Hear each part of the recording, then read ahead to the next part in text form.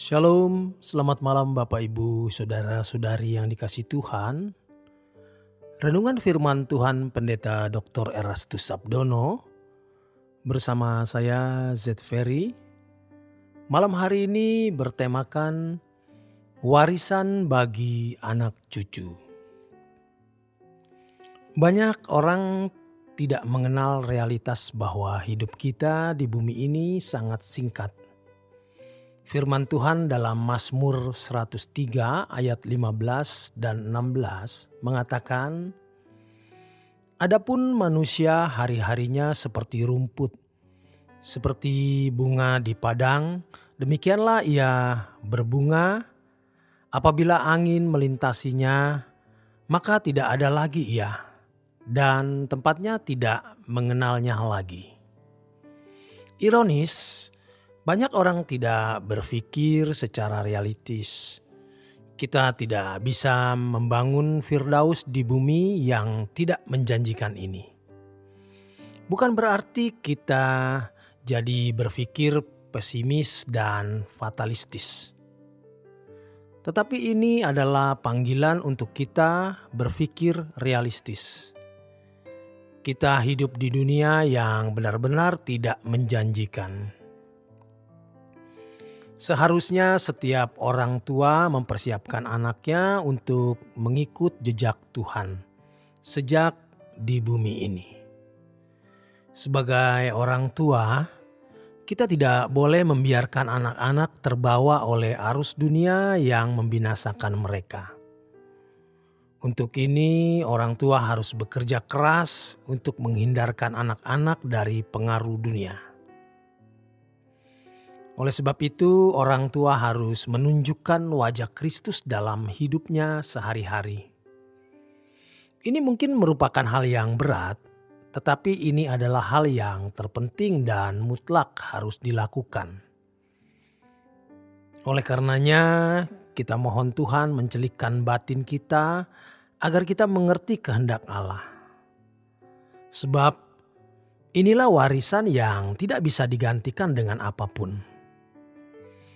Kehidupan orang tua yang selalu bersentuhan dengan anak merupakan proses impartasi atau penularan yang akhirnya menjadi warisan permanen bagi anak. Kalau orang tua memiliki wajah batinia seperti Yesus, maka wajah itulah yang pasti terwariskan kepada anak-anak. Lebih dari sekedar terpelihara di bumi, yang utama adalah anak-anak kita ada dalam persekutuan dengan Allah dan dipersiapkan untuk masuk langit baru dan bumi yang baru. Ini adalah landasan pemikiran yang benar.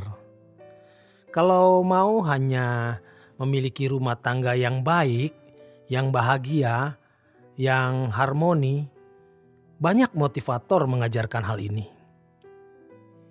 Namun untuk mempersiapkan keluarga masuk dalam keabadian, hal ini hanya dapat dilakukan oleh orang yang mengerti kebenaran. Di antara kita mungkin sudah sering melihat realitas yang pedih dalam kehidupan ini. Sejatinya hal tersebut dapat memotivasi kita untuk benar-benar hidup sesuai dengan kehendak Allah. Bagaimana pedihnya ditinggal meninggal oleh orang tua atau anak.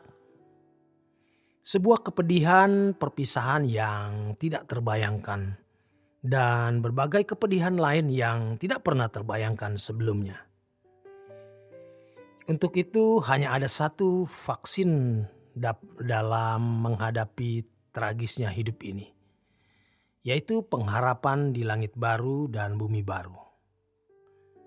Semua kita mengerti dan menghayati bagaimana kita ingin anak-anak kita sukses karir, sukses studi, sukses berumah tangga. Hal ini tentu tidak salah. Tuhan bukan tidak suka kita sukses dalam hal-hal tersebut. Karena sukses itu juga untuk kemuliaan bagi Tuhan. Tetapi apalah artinya segala sukses dan keberhasilan kalau pada akhirnya kita tidak bersama-sama di surga? Hal ini harus menjadi pemikiran yang serius dan kita tidak boleh menganggap remeh. Tidak ada hal yang lebih serius dalam kehidupan ini selain kekekalan. Oleh sebab itu, sudah sepantasnya yang kita wariskan bagi anak cucu kita adalah jejak Tuhan di dalam hidup kita, supaya kita bisa pulang bersama.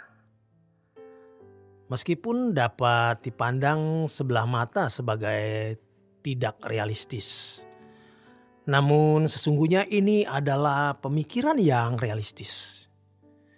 Jangan berpikir kalau orang tua bisa memberikan fasilitas yang berlimpah, anak lebih terjamin hidupnya. Justru semakin berlimpah harta yang orang tua berikan, tidak sedikit anak yang tidak memiliki daya juang hidup yang tinggi atau menjadi anak yang manja. Kalau orang tua dengan mudah mewariskan kekayaan kepada anak-anak, konsekuensinya adalah mereka merasa tidak bermasalah soal ekonomi. Mereka begitu gampang mendapatkan uang. Mereka akan menjadi anak-anak yang kurang realistis dalam berpikir. Bukan tidak boleh orang tua memberikan harta berlimpah kepada anak, tapi masalahnya adalah apakah anak melihat jejak Tuhan dalam hidup orang tua dalam menggunakan harta tersebut. Selanjutnya, apakah anak-anak kita terlatih dan dapat dipercayai untuk menggunakan harta yang Tuhan percayakan tersebut dengan bijaksana? Jika tidak, maka itu bisa dipastikan anak berpotensi sesat dan terhilang dengan uang dan harta berlimpah yang kita berikan. Dengan harta yang berlimpah, anak-anak cenderung menggampangkan segala sesuatu dan menjadi kurang bertanggung jawab. Hal ini logis. Sebab anak-anak yang memiliki warisan harta yang berlimpah merasa memiliki perlindungan dari kekayaan tersebut. Hal yang paling berbahaya adalah ketika dengan harta seseorang bisa mudah menyelesaikan masalah sehingga terbangun prinsip yang kuat. Pokoknya dengan uang semua bisa selesai. Ini merupakan bahaya latin yang terselubung di masa mendatang bagi diri anak tersebut dan nasib kekalnya. Oleh karena itu, satu-satunya jalan untuk mendidik anak-anak adalah dengan memperlihatkan model orang tua yang bergaul dengan Tuhan. Sehingga mereka menemukan jejak Tuhan dalam hidup orang tua. Inilah warisan terbaik yang bisa orang tua berikan bagi anaknya. Demikian kebenaran firman Tuhan. Selamat malam, selamat beristirahat. Tuhan memberkati.